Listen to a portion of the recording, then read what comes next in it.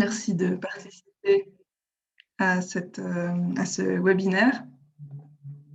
Il sera en français, présenté par Anne Leroquet du bureau Hydric Ingénieur. N'hésitez pas à poser des questions dans le chat ou même en direct, que ce soit en allemand, en anglais. On a des services de traduction au top qui sont disponibles. Donc vraiment, n'hésitez pas. On va discuter aujourd'hui du monde du big data. Donc, moi, je me réjouis tout particulièrement de cette présentation parce que c'est vrai qu'aujourd'hui, et je pense d'autant plus pour notre génération, l'acquisition de données, c'est une évidence, mais encore faut-il savoir quelles sont les données dont on a besoin et comment les valoriser. Donc, dans ce contexte, le bureau Hydric a développé une approche qui vise à la gestion intégrée des eaux et l'idée d'un digital twin pour les réseaux de canalisation.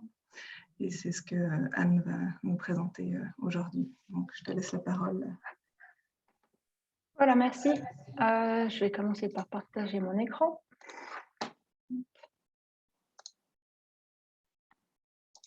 Donc voilà, je m'appelle Anne Leroquet, je travaille pour le bureau Hydric qui est basé à Mont-sur-Lausanne. Et je suis ici pour vous parler du Digital Twin, donc qui est appliqué ici à la gestion intégrée du réseau.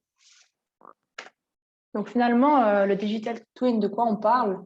Parce qu'il y a beaucoup d'outils qui existent actuellement. On a des plans 3D, des modèles numériques, voilà, des équations, mais finalement, qu'est-ce qui est différent? Eh ben, c'est que simplement, c'est un doublon digital d'un objet physique, mais donc il y a vraiment une connexion entre l'objet et son jumeau. Et en plus de ça, on a un échange de données en temps réel entre les deux, donc qui peut être basé sur des capteurs. Nous, à notre échelle, comment ça se présente? On va en fait modéliser les différentes parties du bassin versant, et notamment les flux qui sont générés ou qui transitent. On va commencer par modéliser le bassin versant naturel, donc en fait avec voilà, le débit qui est généré par celui-ci et puis aussi les flux de polluants, et voir en fait ce qui est rejeté dans le cours d'eau.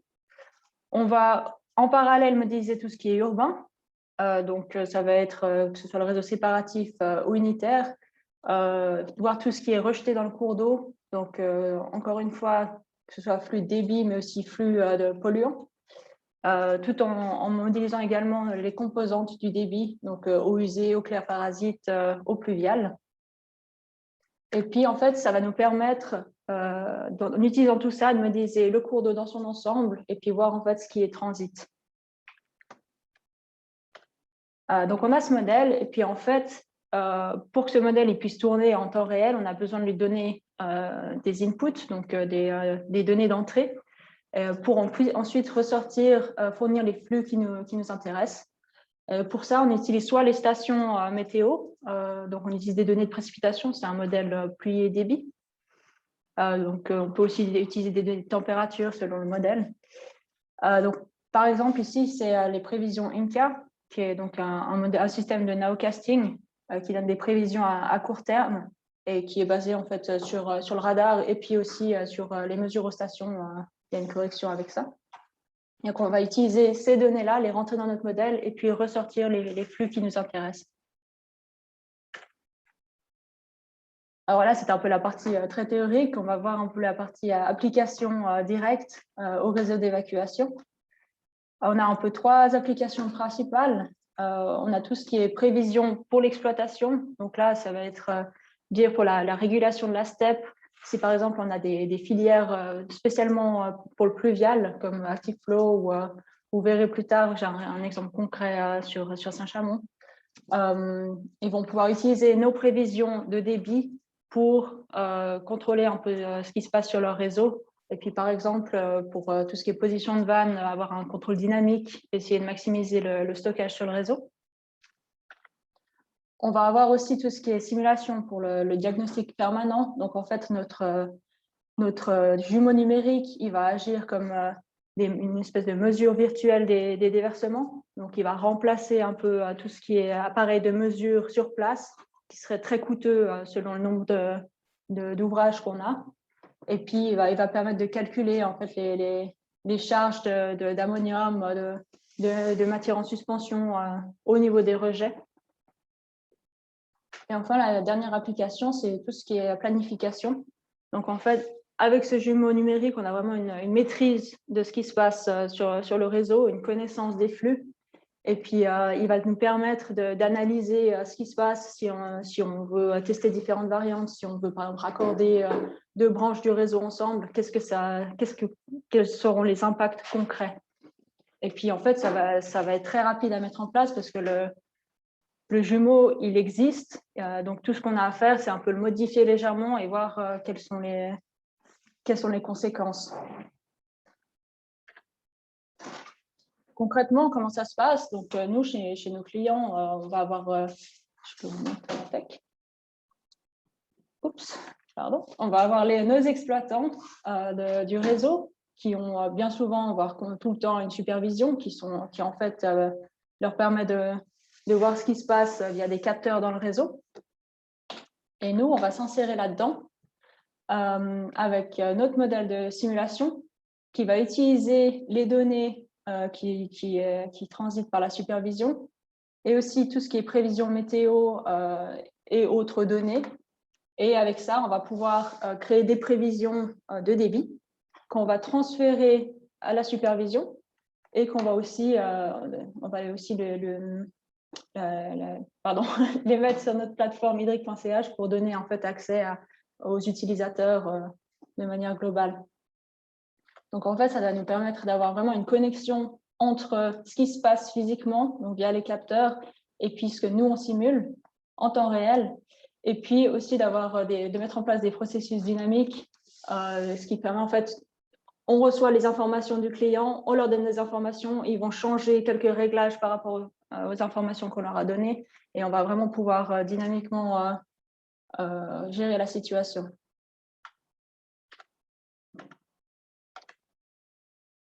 Si on regarde, voilà, exemple concret, on a par exemple la prévision pour l'exploitation. On prend l'exemple de la steppe de Saint-Chamond, qui est donc en France, dans la région de Saint-Étienne. Eux, ils ont mis en place un projet de gestion prédictive centralisée, où en fait, ce qui se passe, c'est qu'ils ont plusieurs filières de traitement des eaux. Ils ont 2 filières d'Onzadeg, dont une qui est exclusivement pluviale. Donc, ils la mettent en route uniquement quand la capacité à la steppe est atteinte. Et puis, pour qu'elle soit optimisée, qu'elle ait une efficacité maximale, il faut l'enclencher environ 40 minutes en avance. Donc, en fait, pour faire ça, ils utilisent nos prévisions. Je vais juste le noter. Ils utilisent nos prévisions pour dire « Ah, dans 30, 40 minutes, 50 minutes, on va atteindre la capacité. » Donc, ils vont enclencher la filière pluviale et puis ça va leur permettre qu'au moment où il y a vraiment le pic de débit qui arrive, leur filière soit à pleine efficacité et puis ça va permettre de traiter beaucoup plus d'eau et de manière plus efficace.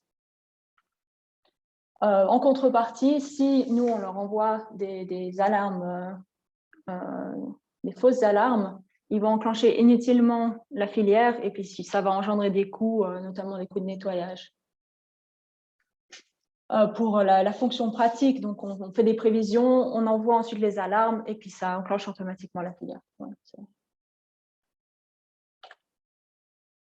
donc comment ça se présente? Nous, on a notre plateforme, donc ici c'est saintchamond.hydric.ch, qui permet en fait d'avoir une vision globale de ce qui se passe sur le réseau pour n'importe quel utilisateur qui a les accès.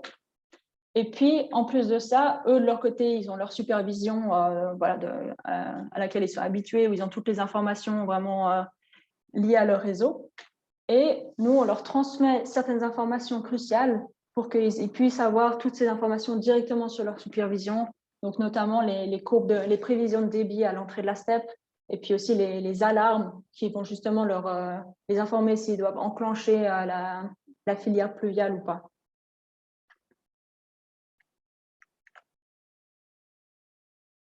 Donc avec voilà, on a maintenant un petit peu d'expérience avec ce système, donc ça nous a permis un peu de voir si finalement ce qu'on fait c'est utile ou pas. Donc, on peut voir que nous, on a calculé que dans 63% des cas où la filière pluviale était nécessaire, nous, on l'a bien prévu. Donc, on a une probabilité de détection de 63%. Et puis, par contre, dans 26% des cas, on a donné des fausses alertes, ce qui fait qu'ils ont enclenché la filière pour rien, ce qui a engendré du coup des coûts de nettoyage. Et puis, en moyenne, on va pouvoir les prévenir 33 minutes à l'avance si ils doivent l'enclencher ou pas. Donc, c'est assez dans la bonne gamme de temps. Au niveau de l'estimation un peu coût-bénéfice environnemental, on va s'intéresser à cette figure. Donc ici, on a le coût par mètre cube, ici, et puis le volume traité par la filière pluviale. Donc si on regarde la situation sans anticipation, on va avoir un volume traité qui est relativement faible, simplement parce qu'en fait, ils vont enclencher trop tard la filière, ce qui fait qu'ils vont pouvoir traiter qu'une petite partie de ce qui effectivement devrait être traité. Et puis, on a un coût par mètre cube qui est relativement élevé, justement parce que quand ils enclenchent la filière, il y a une grande partie de l'eau qui, de toute façon, n'est pas traitée. Et donc, le coût par mètre cube est relativement élevé. Puis, dans la situation parfaite, on va avoir un volume traité qui est beaucoup plus important pour un coût réduit, justement parce que, comme je le disais, que si on a une efficacité optimale de la filière, en fait, on a un coût par mètre cube qui baisse. Et puis, dans la situation actuelle, donc avec nos prévisions, on va avoir un volume traité intermédiaire.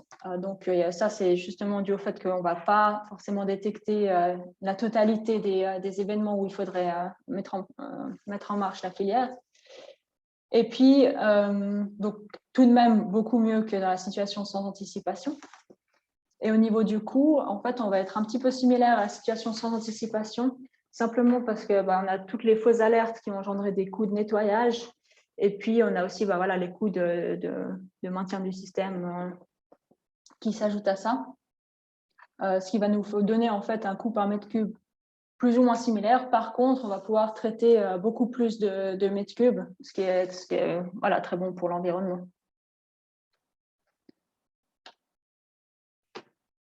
En termes pratiques, en fait, on a deux modèles qui fonctionnent en continu, qui fonctionnent vraiment automatiquement. On a un modèle simplifié qui est utilisé, donc celui-ci, qui est utilisé pour tout ce qui est prévision. Donc, il tourne toutes les 10 minutes. Il est basé donc sur les prévisions INCA, donc prévisions court terme, nowcasting, et puis ça peut aller jusqu'à des prévisions de 4 jours. Et puis l'idée, en fait, c'est que c'est un modèle qui va donner les simulations uniquement au point qui nous intéresse le plus. Ça va permettre d'avoir des temps de calcul plus faibles, tout en gardant la même fiabilité. Et ça va permettre de réguler les vannes sur le réseau et puis d'avoir les informations pour tout ce qui est filière d'eau pluviale. Et on a un deuxième modèle qui tourne lui toutes les 24 heures, qui en fait est beaucoup plus détaillé et qui va aussi donner plus d'informations sur les composantes de l'eau, des débits. Il va aussi donner des informations sur les flux pollutifs. Et puis ça va permettre en fait d'avoir vraiment un diagnostic permanent du réseau, simplement en sachant exactement ce qui se passe sur le réseau en termes de flux polluants et puis flux de débit. Et ça va permettre en fait à l'exploitant de pouvoir utiliser notre jumeau numérique pour d'autres applications.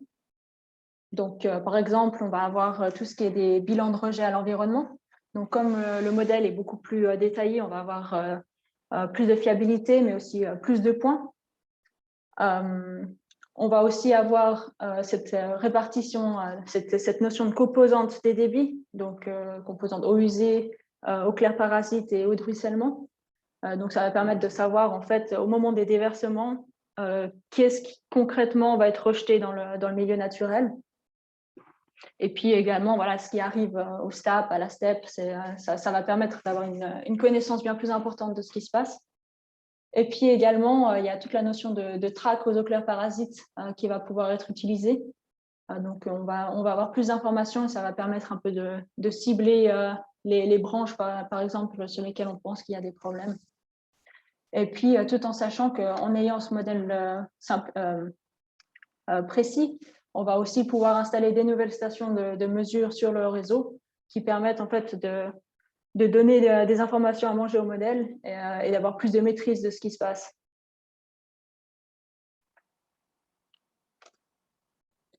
Un deuxième exemple d'application, donc là, on est plus sur du reporting et de l'autosurveillance. Là, on est dans le cas de Genève, donc ville plus importante que Saint-Chamond. En tout cas, le réseau est bien plus complexe. Et ici, l'objectif, c'est vraiment de quantifier les rejets à l'environnement et puis dans le but d'améliorer la situation. Donc, comme je vous disais, plus compliqué, on a 4 steps. On a 50 stations de pompage, 60 déverseurs d'orage. Donc, si on voulait mettre des appareils de mesure sur chaque ouvrage, ça coûterait extrêmement cher. Et puis, les rejets, ils se font principalement dans le lac Léman. Donc, il peut être un milieu assez sensible, notamment dans toutes les zones de baignade. Et puis aussi un petit peu dans les rivières qui coulent, les cours d'eau, donc le Rhône qui coule ici, hop, et puis l'Arve qui arrive d'ici. Et en fait, c'est le canton de Genève qui exige qu'il y ait une autosurveillance du réseau primaire. Donc, en fait, que le gestionnaire du réseau puisse décrire les rejets et puis leurs causes. Donc, nous, on entre en scène à ce moment-là parce que notre jumeau numérique, notre Digital Twin, il permet en fait de remplacer ces stations de mesure qui seraient beaucoup trop chères et puis de faire en fait des bilans de rejets à moindre coût. L'avantage aussi, c'est que notre jumeau numérique, il s'améliore dans le temps. Donc, ça va nous permettre vraiment d'améliorer nos systèmes avec l'ajout de sondes temporaires, par exemple. Donc, on va pouvoir, par exemple, mettre sur une branche une sonde pendant quelques mois, une année, et puis de vraiment calibrer le modèle sur cette sonde et ensuite la retirer, la mettre à un autre endroit et on est assez sûr qu'à cet endroit-là, notre modèle, il est correct et puis ça nous permet un peu d'avancer comme ça. Et puis, dans certains cas, on peut même corriger en fait les mesures avec le modèle, simplement parce que notre modèle, il donne une vision assez stable de ce qui se passe. Et puis, quand on voit que la mesure, elle commence à monter sans raison particulière, ça nous permet soit de détecter qu'il y a un problème dans la mesure, soit de détecter qu'en fait, il y a des apports qu'on n'aurait pas forcément prédit, et puis de peut-être investiguer et voir ce qui se passe. Ça permet un peu de voir tout ce qui est en dehors de la normale, en fait. Et puis, on peut aussi identifier les nouveaux besoins de monitoring. Donc, on va facilement dire, cette branche-là, finalement, on ne sait pas trop ce qui se passe, c'est un peu une boîte noire. Donc, ça peut nous permettre de dire, on veut mettre une sonde à cet endroit-là pour mieux comprendre ce qui se passe. Dans un troisième exemple, je vais vous parler un peu plus du milieu naturel, le cours d'eau, vraiment. Et puis, en fait, de comment on peut utiliser le jumeau numérique pour faire un diagnostic du cours d'eau. Donc là, on est dans le cas de la Chambronne, donc beaucoup plus proche de chez nous, de chez moi, à Lausanne. Donc ça, ce modèle, il avait été développé depuis un moment dans le cadre de projets étudiants notamment, et puis il a été bien amélioré parce qu'on en participe maintenant au PRE de la Chambronne. Donc le principe, c'est qu'au lieu de faire une gestion à l'échelle communale comme on l'a fait pendant longtemps, on veut plutôt faire une gestion à l'échelle du bassin versant. Et ce qui permet en fait de quantifier un peu les rejets et leurs différentes sources, depuis leurs différentes sources, et puis de proposer des mesures globales plutôt que de faire des mesures ponctuelles à l'échelle de la commune. Donc le but du modèle, c'est vraiment de quantifier les rejets et puis de proposer des mesures et à partir de ces mesures, d'estimer leur impact. Dans la situation actuelle, en fait, la complexité de la Chambronne, c'est qu'il y a beaucoup de sources de rejets. Donc, on a des steps en amont, on va avoir les rejets unitaires, des rejets séparatifs, on va avoir les rejets des routes, on va avoir l'agricole, on va avoir aussi des réseaux de chauffage au niveau de l'EPFL et l'UNIL, qui font que tous ces rejets, le but du modèle, c'est un peu de les mettre sur une même échelle, d'avoir une cohérence en fait dans notre façon de penser et de pouvoir un peu les quantifier et avoir un peu leur impact dans l'ensemble. Voilà, petit détail, donc on a 13 déverseurs d'orage qui sont modélisés et puis 3 steppes. Et voilà, milieu récepteur, on est sur la Chambronne dans son ensemble, donc ça va depuis l'amont où on a vraiment des tout petits cours d'eau jusqu'à l'aval où on a déjà un cours d'eau un peu plus conséquent, et puis le lac Léman, donc encore une fois, milieu un peu sensible à cause des zones de baignade. Je fais très rapidement voilà, vous présenter un peu notre plateforme pour que vous ayez une idée concrète de comment ça se passe. Donc, c'est un site internet, ça ressemble à ça. Donc, on va avoir sur chaque objet que vous pouvez voir, on peut cliquer dessus.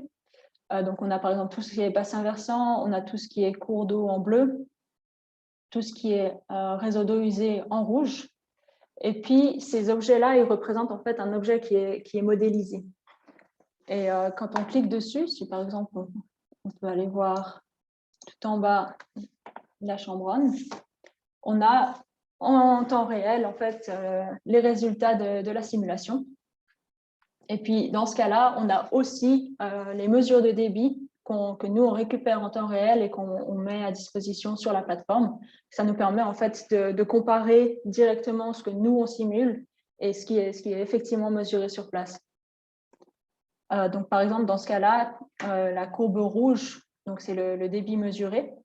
Et puis la courbe brune, c'est le débit simulé, donc basé sur les stations météo de Lausanne, Mont-sur-Lausanne, et puis aussi Crécy et puis il me semble. Et puis par contre, ici, donc c'est le présent, on a aussi tout ce qui est prévision, donc là basé uniquement sur la simulation, et ça donne une idée un peu de ce qui va se passer dans le futur. Donc pour le moment, pas grand-chose. Ce qui est intéressant également, c'est que si on regarde le graphe suivant, on va avoir la modélisation des matières en suspension. Donc là, on n'a pas de mesures continues à cet endroit-là. On a quelques mesures ponctuelles dans le passé, mais on n'a pas du tout ces séries, on n'a pas de série temporelle de matières en suspension. Et le modèle, en fait, permet d'avoir justement une idée de ce qui se passe en termes de polluants. Donc, nous, on utilise deux indicateurs pour tout ce qui est polluant. On utilise les matières en suspension et puis l'ammonium, qu'on modélise également. Donc, ça, c'est un peu le côté cours d'eau. On a également tout ce qui est rejet à l'environnement, donc dans les déversoirs, par exemple. Et ce qui est aussi intéressant, c'est que nous, toujours dans le cadre du PRE, on a mis en place en fait, des mesures sur les ouvrages de déversement. Et en fait, on peut voir en direct ce qui est mesuré et le comparer avec notre modèle. Donc, en fait, il faut savoir que quand on a créé le modèle, on n'avait pas de mesures au niveau des ouvrages de déversement. Et donc, on a mis ces mesures dans le but de valider après coup le modèle. Donc, ici, c'est dans le DU 1009, il passe au-dessus de la Mèbre, pour ceux qui connaissent. Et vous pouvez voir en rouge ici ce qui est mesuré. Donc, c'est des mesures de hauteur, ce n'est pas des mesures de débit. Et l'idée, c'est qu'on a un seuil, que vous voyez, c'est la ligne rouge, au-dessus duquel on sait que ça déverse. C'est un orifice, en fait. Et on peut voir ici, par exemple, que dans ces 3 événements, ça a déversé. Et si on compare ça avec le modèle, donc juste au-dessus, on voit qu'effectivement, le modèle, il a simulé des déversements également sur ces 3 événements. Donc, pour le moment, la mesure elle est en place depuis quelques semaines. Donc, on n'a pas encore de retour longue durée, mais c'est déjà rassurant de se dire que sur les derniers événements, on était complètement d'accord avec ce qui a été mesuré. Et puis, de l'avantage, encore une fois, du modèle, c'est que là, on va avoir une estimation de ce qui est rejeté en termes de polluants, donc encore une fois, matière en suspension et ammonium. Et on va pouvoir raisonner en termes de débit, de volume, alors qu'avec uniquement les mesures de hauteur, c'est des mesures, soit ça déverse pas, mais finalement, on ne sait pas combien ça déverse. Donc voilà la petite parenthèse sur le site. Anne, oui. Désolé, j'ai une toute petite question par rapport à la parenthèse que tu viens juste de faire. Oui. Pourquoi est-ce qu'il n'y a pas de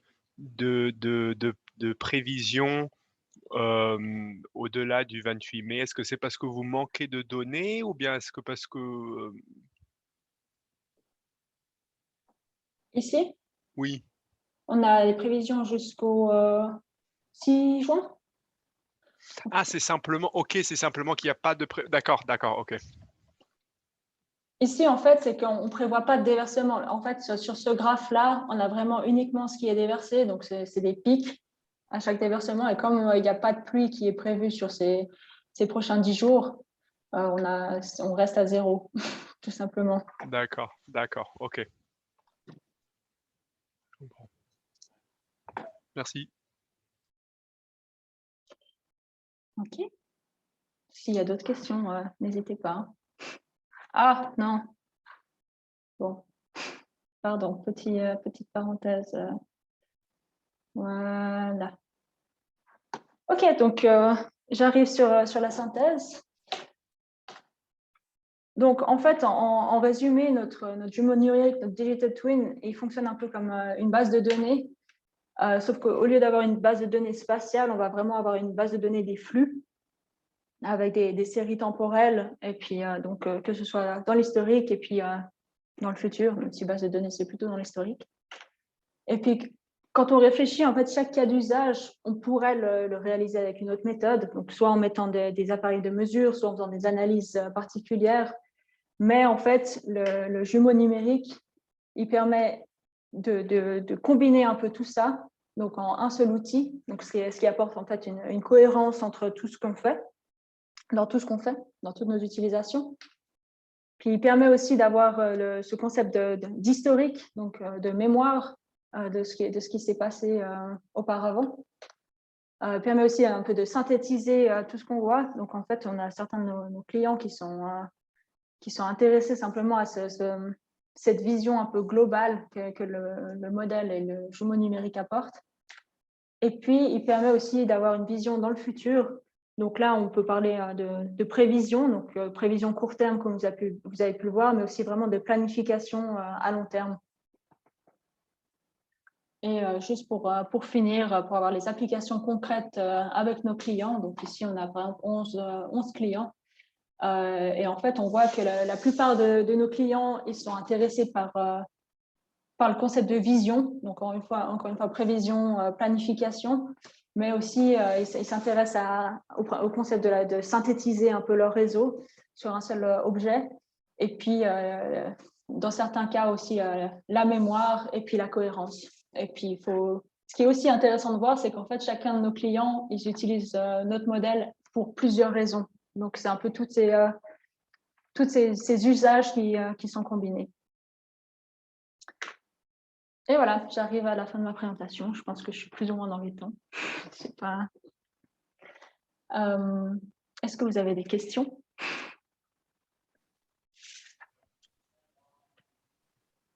Super, merci beaucoup, Anne. Effectivement, on passe donc la parole à tout le monde pour les questions. Donc, pour ceux qui n'étaient peut-être pas là au tout début, n'hésitez pas, si c'est en allemand, en anglais, on trouve comment traduire.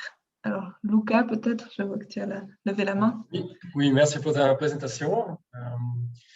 Quel est l'effort nécessaire pour créer un modèle pour une zone moyenne? Alors, l'effort, c'est en termes de jours de travail, en termes oui, d'argent. C'est 1 semaine, 2 semaines ou...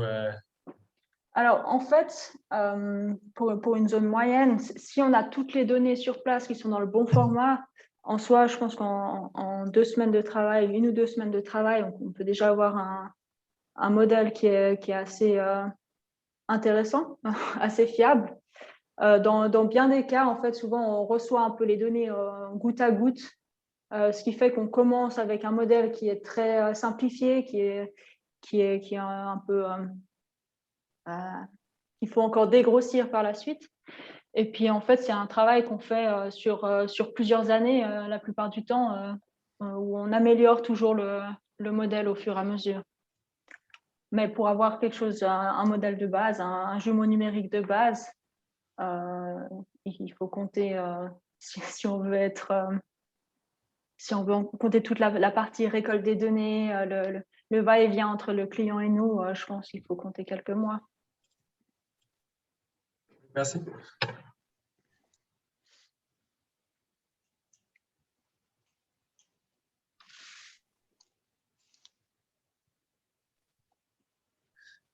Tu n'as pas de projet dans le Suisse allemand? On commence à avoir quelques projets en Suisse allemande. On a un modèle du côté de Schönau. On a aussi... Ah, Schönau. Ouais. Ah, oui, je connais. Ouais, on est en train de développer ça. Donc ça, typiquement, c'est un modèle, on l'avait mis en place, je crois, l'année dernière.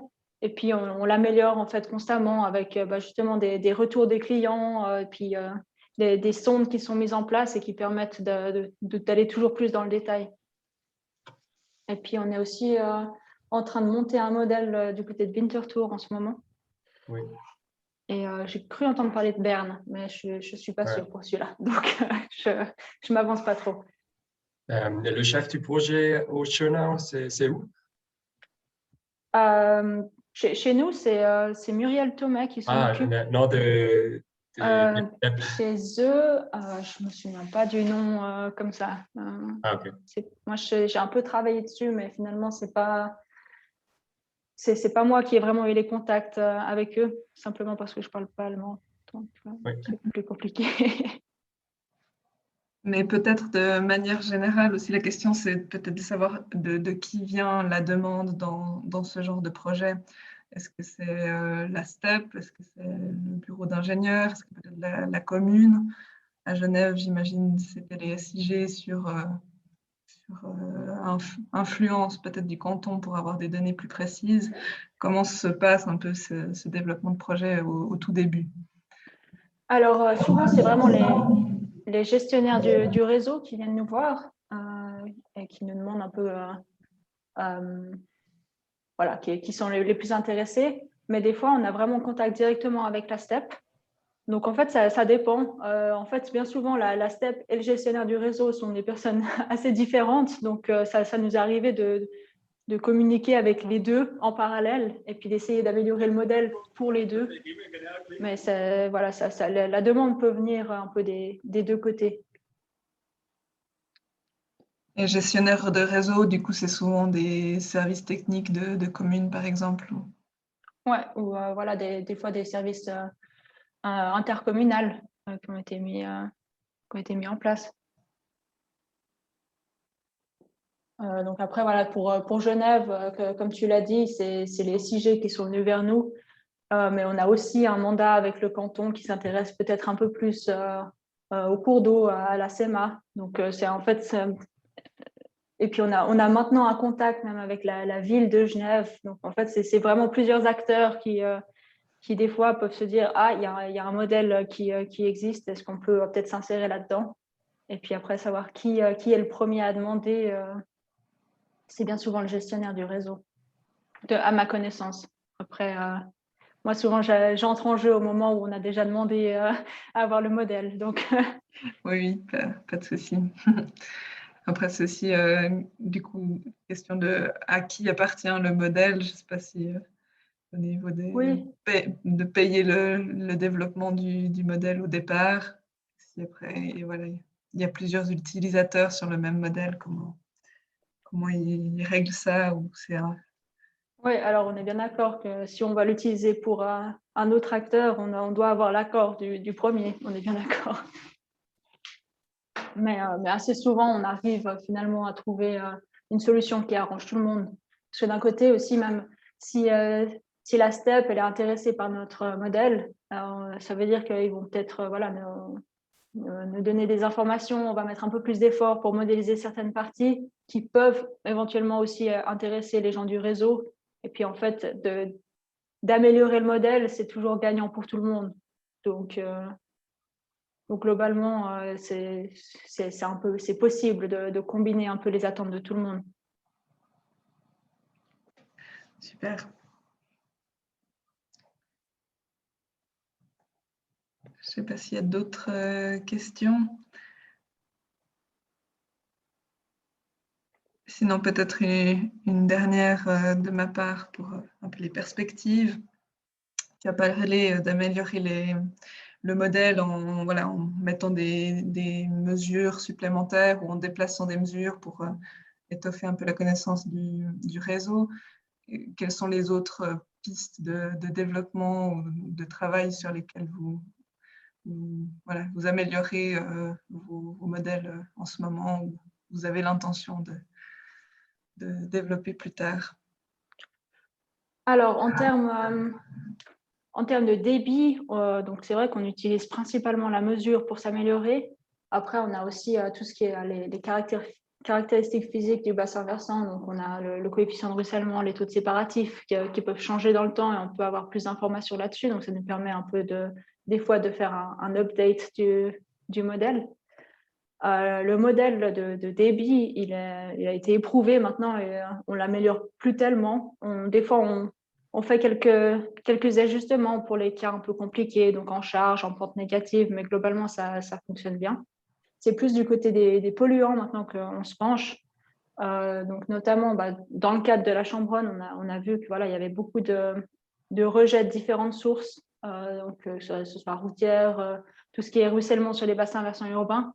Et donc là, on se penche un peu là-dessus pour savoir finalement comment modéliser ces rejets de polluants, et quelles sont les meilleures hypothèses à avoir. Je pense que c'est un peu ça notre prochaine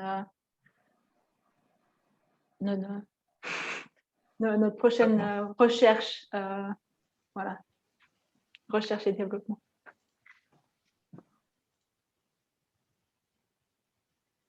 Oui.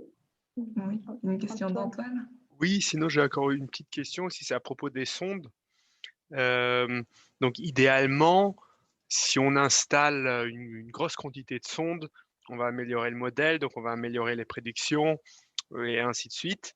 Est-ce que c'est inclus dans les coûts ou dans les bénéfices de coûts? Donc si par exemple j'ai un modèle qui fonctionne moyennement mais avec 3 sondes et j'ai un modèle qui fonctionne très très bien mais avec 200 sondes, est-ce que vous allez inclure les prix des sondes aussi, donc le coût du modèle dans les calculs de bénéfices, etc. Alors nous, au moment où on fait nos offres soit au gestionnaire du réseau ou quoi, on peut inclure un monitoring qu'on peut mettre en place nous-mêmes. Donc si c'est vraiment nous qui allons poser les sondes, c'est quelque chose qu'on inclut directement dans l'offre. Si après, ça arrive aussi que ce soit vraiment le client qui décide lui-même de poser des sondes et de monitorer lui-même ce qui se passe dans son réseau. Donc ça, après, nous, on peut pas, on n'a pas Oui, d'accord. Mais on est assez transparent au moment de créer le modèle sur s'il y a uniquement une mesure à la step, on va certainement mettre en place une campagne de monitoring pour justement avoir une vision un peu plus détaillée du réseau. Et ça, on est assez transparent là-dessus dès le début. Oui, non, mais j'avais posé la question, pas de savoir qui paye quel coût, mais c'est plutôt en général le bénéfice pour tout le monde. Si on dit qu'il n'y a pas de partie, et plutôt comme ça. Mais en fait, d'accord. Je ne sais pas si j'ai répondu, je ne suis pas sûre d'avoir répondu à la question, mais... Oui, mais après, je ne sais pas si c'est une question où il y a une réponse correcte. Ouais, C'était plutôt une question d'avoir ton feeling. Quel est le compromis entre beaucoup de sondes et un modèle et la qualité du modèle, en fait c'est ça. Moi, je dirais que après, ça dépend complètement du réseau, mais si on regarde Genève, par exemple, je pense que c'est important d'avoir quand même au moins une sonde par branche principale, ce qui n'est clairement pas tout le temps le cas, donc c'est déjà bien pour avoir vraiment une idée de ce qui arrive de quelle partie de la ville. Après, c'est clair que c'est peut-être pas forcément nécessaire d'avoir...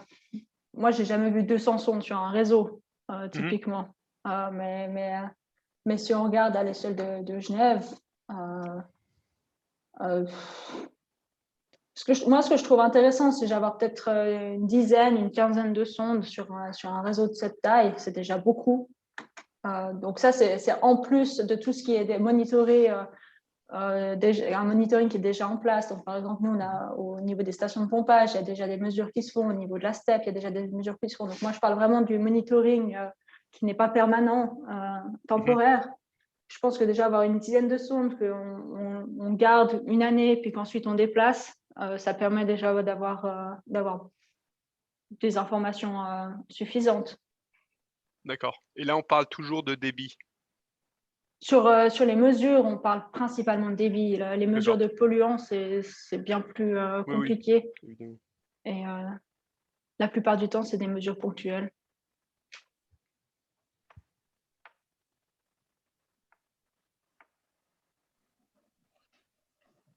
Super, merci beaucoup Anne en tout cas pour cette présentation. Je pense qu'il y a aussi de l'intérêt, on voit du côté de la Suisse allemande, donc on vous souhaite bonne chance pour le développement de votre succursale à Bâle. Merci. Et puis à bientôt. Merci à tous les participants aussi aujourd'hui. Merci de m'avoir invité. Et puis, bonne continuation. Je vais suivre les prochaines présentations. Avec plaisir.